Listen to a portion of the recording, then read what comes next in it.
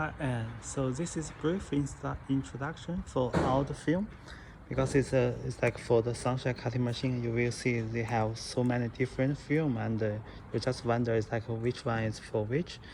And so I just start with this one because this one is the volume setting, and this is good for the plan, the normal screen.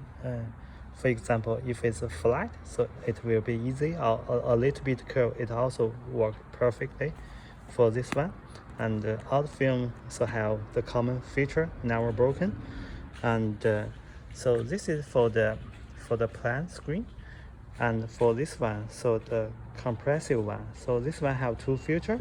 So the first one is good for the curved screen and also for the watch device, no matter the iWatch or Apple Watch or the Samsung Watch or any watch you mention, and also for the heavily curved one, for example S22 Ultra, S23 Ultra, something like this. So this is the main difference with these two.